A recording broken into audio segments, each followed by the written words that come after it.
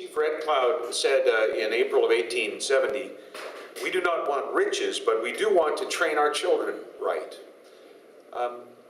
Perhaps we understand today that those two things are inextricably linked.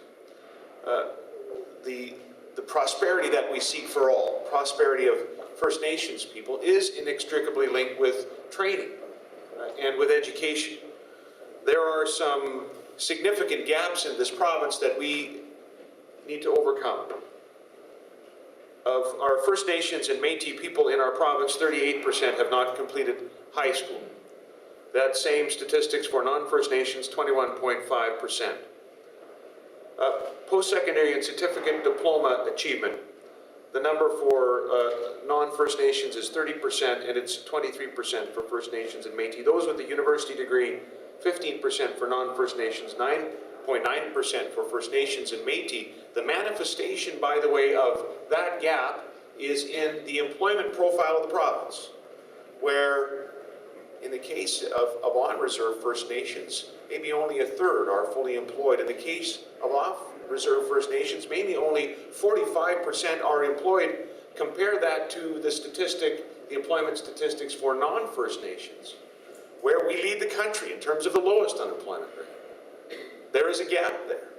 We know there is job opportunities out there. We know what's posted every week on saskjobs.ca.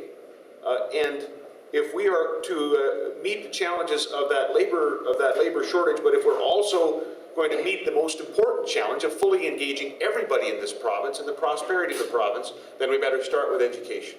We better start with education at the secondary level and also at the post-secondary level, and that's why we're here today. This is more than just an agreement. As Rob has already pointed out, we've actually started acting as a government on a number of very specific initiatives with respect to the items that are actually part of this particular agreement we'll sign today.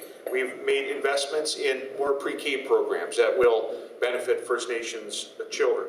We are focused very specifically on projects to improve high school completion rates for First Nations and providing more dollars to school districts who have some specific ideas in this regard as well. We're investing more in adult basic education. We've been investing more in institutions like SIIT to better engage First Nations in trades and provide the training they need to take those jobs that are available out there. And because of the leadership of this gentleman, of the chief, and of the FSIN, of the vice chiefs, and because the federal government has come back into partnership, and because I would argue, perhaps biasedly, because of the leadership of the Minister of Advanced Education, we have a very strong First Nations university, unique on the continent, here in the capital city and also operating in campuses around the province, one with a new president, one with a bright future, and that's all a part of this day, and this agreement that we're going to sign. And so it's a pleasure to be here on the part of government. We know there is a lot of work to be done there. We know there are challenges yet unmet. We know that the FSIN makes that case forcefully to the government on every occasion. And there are areas where we yet need to respond.